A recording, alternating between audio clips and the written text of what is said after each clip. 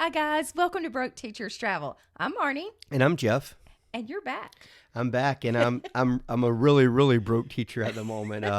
Had a great time, and as always, I enjoyed my vacation. Well, you checked off a bucket list item. I did, and this is it was amazing to be around other people that checked this off too. There were several people in the group that I went with that as much as I love history and I love seeing stuff myself, it truly brings me joy to see joy in other people. What was funny though was that where you were, you actually ran into someone else that you had met on another tour. Oh, you had oh done. yeah, it's the craziest thing. So I'm in Cairo, Egypt, and I'm By the walking. way, that's where he's been. Oh yeah, I've been in Egypt, right? Spoiler. And someone says, Jeff, and I'm like, and I turn around, and it was a gentleman that I had been on a tour with last year when we went to Israel, and I just thought, what are the chances of Talking about a small world. Right, absolutely, and it was really cool. So we actually he wasn't actually with my tour group, but he was with the same company. So we saw each other several times throughout the vacation, which was really interesting. Yeah. That's really cool that you had that meetup. Oh, And yeah. I mean, across the globe, who Right. would ever think you would just run into some random Right. person that you know? Right, It right. was really, really funny. But you actually got to go to Egypt, your dream vacation, your dream trip, your adventure of a lifetime. How was it? It was amazing. I mean, I love to travel. Somebody asked me, where's my favorite place I've traveled, and I said, I really think it's wherever I am at that moment, and I Yeah. think, at least for me, this is my third trip to that part of the world. I went Yeah. to Israel, and I went to Turkey last summer, and then Egypt. So within a little over a year, I've been to three just major historical / religious, places that just floored me that I've been there and seen these things. Yeah, you've been looking forward to this one for a while. But believe it or not, I mean, he made it budget friendly, I- which is amazing because that is a big deal trip. And one of the things, people ask me all the time, how do you afford this? You're a teacher, and you're a teacher where our district doesn't pay a huge amount of money. No, in a state that doesn't pay a lot of money. Right. But yet, we managed to make it happen. Maybe Marnie will. We've got an upcoming trip, and I've twisted her arm to go out of the country. Oh, you so- didn't have to twist hard. This Right, is one of my dreams. Right. I've been here before, but I want to go as just the two of us. Right. Not having to chaperone or anything like that. It's just us having fun. One of the things that makes it budget friendly is you find for me, a tour company. Okay, so there's one Gate One tours that I particularly like. This is my third Gate One trip. I've never had any hiccups, anything like that. We had lost luggage and stuff, but that wasn't the tour company's fault. No. And so I had that, and then I had my friend Nick, who took me on that epic, almost 3-week journey to Turkey, and so those were just two awesome experiences that I had.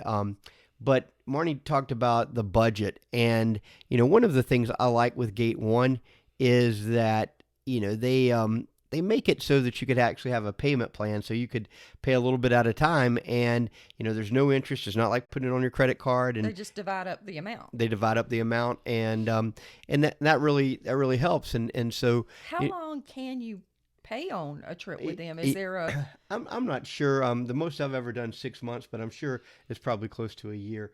Yeah. But they have all sorts of options. And remember, with this tour company, that's how they make their money. They make their livelihood.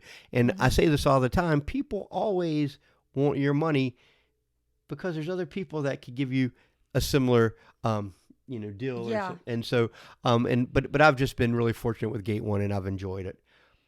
So some of the advantages of the tours.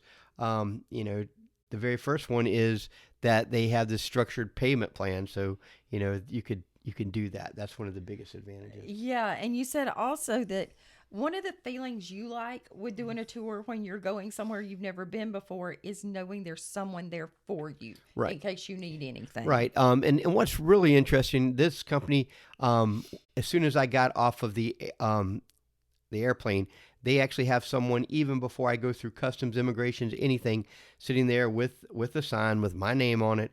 I go, in this particular one, they had already purchased my visa for me, so they walk me through the entire process, and so that's nice. And again, the more you travel, the more comfortable you feel, I think. But there's also places in the world that you're not all into their customs. You don't understand all. Or you hear things Right, that are incorrect information as well. Right, and all the time. That was one of the things that I'd heard about Turkey. Oh man, you don't want to go there. It's a terrible part of the world. Oh, you don't want to go to Egypt, and oh, it's a terrible place. And I felt more safe there than I do, oftentimes in my own community. Yeah. And people that live over there, their lifestyle's a little different. It's a different culture. It's a different culture, and but one of the things that I will say is never let the fear of what's going on, even in a neighboring area, stop you from traveling. I mean, that to me, I think that when you get those opportunities, you need to take them. Yeah, absolutely, because you're never promised another day, so Right. do it while you can. Yep, absolutely. But I mean, you said you had actual security people, Right. like a security detail with your group, which I think they do that at a lot of places with this company. We do, and it's about making us feel safe. One of the things when you look at places like Turkey, you look at Egypt, and you look at Israel, those are places, and they have some history of violence, but so does the United States, Yeah, and absolutely. and those are the things that we look at. But these companies, more than anything, they understand this is their livelihood, so they want to make sure everything is perfect and you feel safe. So when we were in Cairo and these other places, we actually had on our bus we had a security detail. And what was really cool for me is, I'm one of the more adventurous guys. I'm here one time. I want to go see this. I want to go see that. And my tour guide said, well, do you feel comfortable? And I said, yeah, I think I can manage this. And they said, well, and they called one of the guys over and says, hey, just go with him in case he needs anything. And so I'm like, I feel like even as an interpreter, Right. He acted as your interpreter, right? And I felt like the president. I have my Secret Service there, and it was really really cool. And he would tell me if someone was bartering with me to buy something, he would shake his head no, and the people sometimes got a little annoyed with him, but it was amazing to have that. I know that my mother was so afraid. Oh my gosh! And when I told her that I had my own personal security people there, and again, it's just a little different. All right, so one of the things that kind of freak a lot of people out, and this isn't just in these countries I've been to recently, but in Europe, in Italy and France and places like that, our military in the United States has a well-defined role, but it is not being the police department. No. And over there, when you get out of an airport and you see armed guys that are in the military that have their machine guns and they have things like that, people are taking a little bit of backbite. But that's not just something that is unique to Egypt, for example. In France and in Italy, both of those things happen. Yes, and that's just how they run things. They don't have as many actual police officers. Right. They use their military for that. So it's not like it's any special circumstance or anything like that. That's just how they do things. But Egypt does have a special branch. I thought it was so cool. It's called it's almost like some Harry Potter sounding thing. It's like the Department of Tourism and Antiquities, and so that's cool. Yeah, and so they have their badges, but they're armed. Okay, so it was, like I said, that was a really cool experience to have. That a tour company and people made me feel like I was the ruler of the world, and I had somebody assigned to me to help me out. Which is okay. This is going to tie into our next topic a little bit. The fact that you get all this for such a good deal. I mean, these companies, and not just the one Jeff used, but many companies give you this in your tour package. Right. And it makes it a bargain. It makes it a much better deal to know that you have that level of safety or that level of interpretation if you need it, just all sorts of things, just backup. They have your back on things. And that's the thing, that these people do this for a living, and so they do this every day, and they are so efficient with it. Yes. I could do this and save myself, maybe $100, $200, but the amount of stress and anxiety and everything else, if I miss a plane, if I didn't get my, my visa correctly, if I didn't do this or that, if I had to try to negotiate a price to get to my hotel, it's on me. Right. Then it's on me. It's not on someone else. Right. And, there's a lot to be said for paying the extra $100 or $200 to have that sense of security over an entire week, 10 days, however Right. long you're gone. It's sometimes worth that little bit extra. Right. Because Marnie and I have been in situations where, things that we don't kind of understand in the U.S., like when we were in Italy and our bus driver, Franco. Yes. Remember Franco? I love Franco. Franco said that, we were running late in our tour. One of the people were running late, and he was like, "Man, I can't drive anymore after this because by contract I get fined if I drive more than like 10 hours." And they are very strict on that there. Very, very strict. So it's cultural. Right. And yet it's still amazing. And people are people everywhere, but, sometimes, kind of get a heads up, talk to people who've actually been there. One of the things I absolutely hate, and it drives me crazy, is people like, well, in Egypt, da-da-da, or in Turkey, da-da-da, da-da. And I'm like, have you ever been? Do you know anybody that's been? No, then your opinion doesn't matter. I mean, you see stuff on the television, but, for everything you see, one side puts out, another side puts out something the opposite. But absolutely. And that's anywhere you go. I mean, even traveling to New York City, right. Same thing. People are like, oh, it's such a horrible place.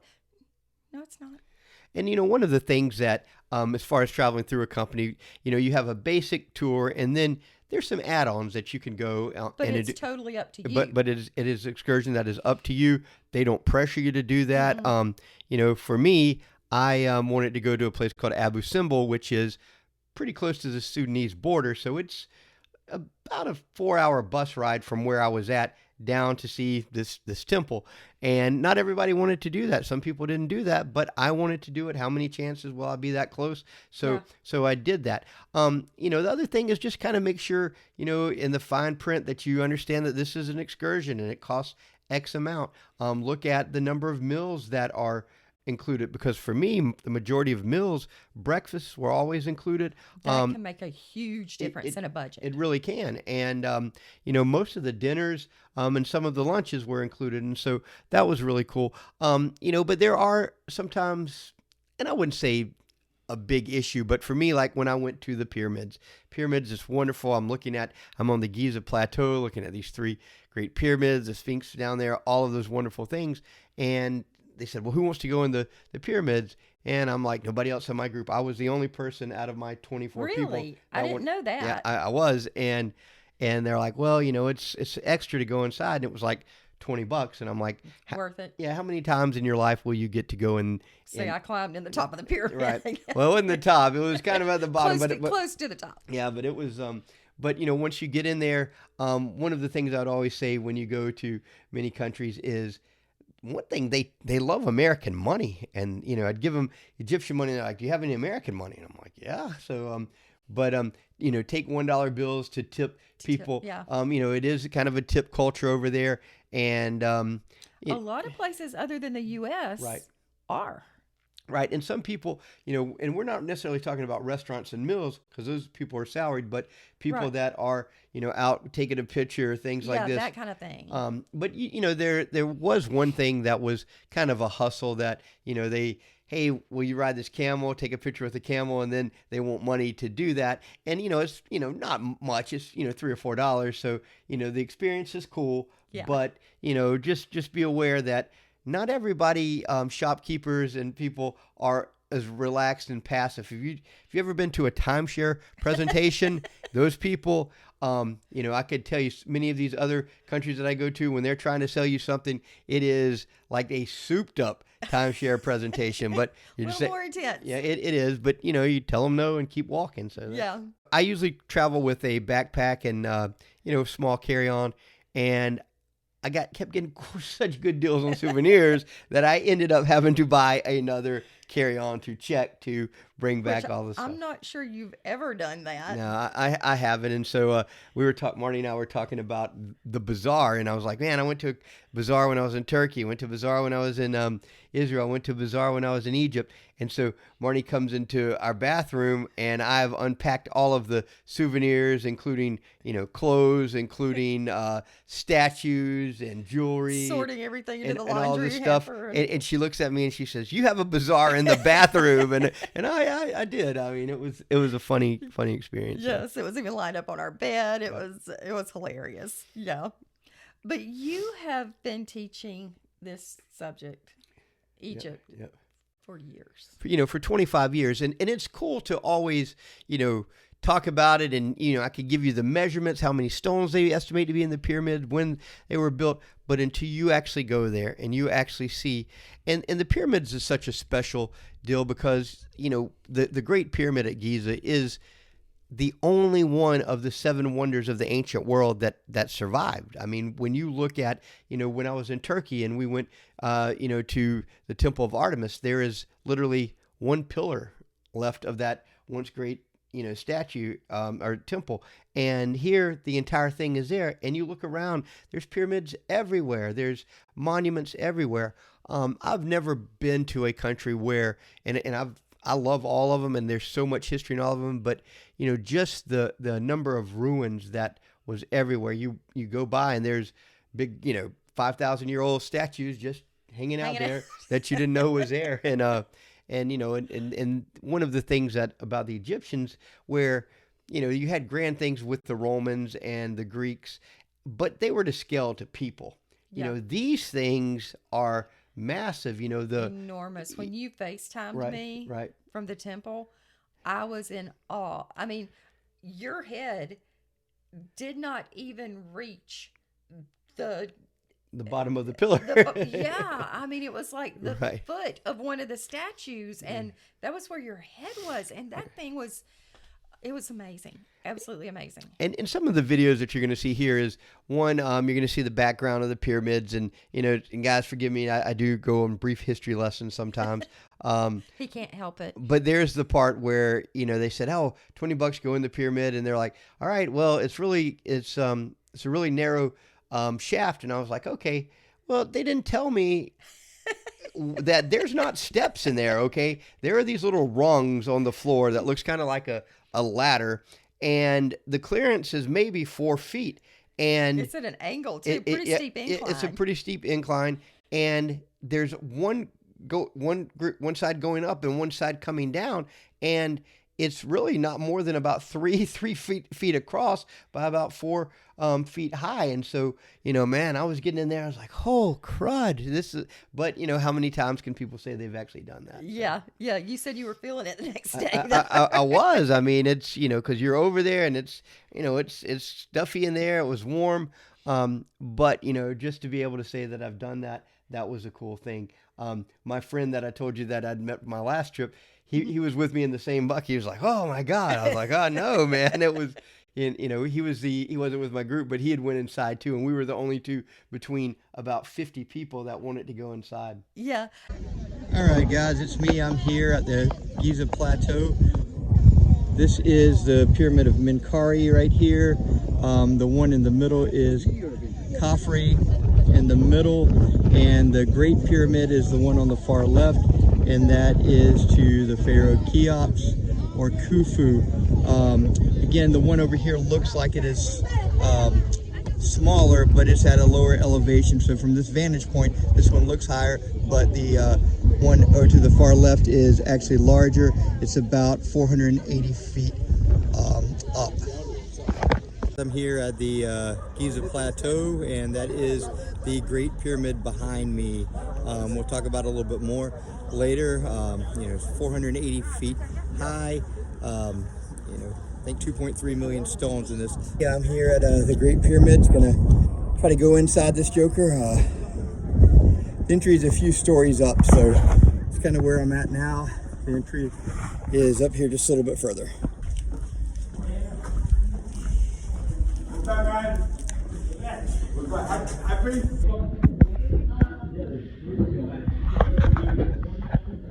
I am going up the inside of the pyramid. This is kind of what it looks like. Whew, it is. See the top of it. I'm actually having to bend down quite a ways, but there's only one way in and one way out, so it's this is kind of how it is. So. All right, guys, this is your favorite brook teacher. Finally got it to an area where I could stand up, and inside of here it is. It is a climb. It's ascending. You saw the stairs earlier. Whew. But I'm inside of the Great Pyramid, so that's pretty cool. Now, I dropped a short video of yours on social media teasing this trip and trying to let everybody know to, watch, because we were going to tell where you'd been. And I showed the video of the sandstorm you got caught in. Oh, yeah. That was there at the pyramids. Okay, so, yeah, that was a little bit away from the pyramids. That was another set of pyramids. So, yeah, there's more than three. They're all over the place, okay? And this is at a place called Saqqara. And, so we get out there, and, I'm like, man, it's pretty dark out here. And they said, well, there's a big sandstorm. And they said, but it's not a bad sandstorm. And I get out, and I mean, sand's hitting me in the face, and and it hurts. I mean, it's it's kind of because I'm wearing shorts, and it stings. It stings and hits me in the leg some. And then we get down in this tomb and everything was cool.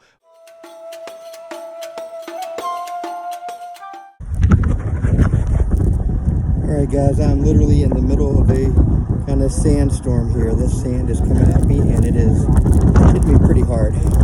What amazes me there is, and we'll see in some later videos, is you have the Nile River, and it is one of the most fertile places on earth. And you have that for about 5 miles on either side, and then bam, you hit the desert. Down toward the bottom in front of this, there is a temple where Pharaoh Khafre was mummified, and then behind us is his pyramid. Basically, the Sphinx embodies both power and wisdom, so it has the body of a Sphinx and the body of a lion, rather, that represents the power, and then the man's face represents wisdom. All right, guys, real quick, Menkaures' pyramid right here.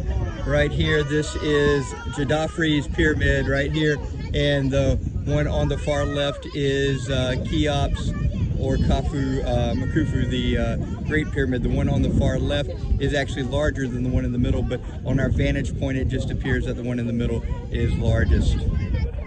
These videos are amazing. It is so cool to see everything from your point of view. Now, my question is, did you enjoy this trip as much as you thought you would? Did it live up to your expectations? It exceeded my expectations. Like I said, the tour company, the personal security, I made some great friends. And one of the cool things about traveling with a group is you get to meet some pretty cool people. There's since I was by myself, there was a couple that were originally from the Philippines, which was really interesting because they were close to where my stepmother is from. And so we had conversations about that, but they kind of adopted me, and so, and we hung out and had a good time. That's awesome. It is so much fun to meet people from all over the world who share the same interests and the same love of travel. And the thing, what's so cool is, and I cannot say enough good things about my tour guide. And you've experienced bad tour guides. Yes, I have. But my tour guide was a legitimate Egyptologist. Okay, so when we were in these tombs or in these temples, he would look at the hieroglyphics and tell me the story.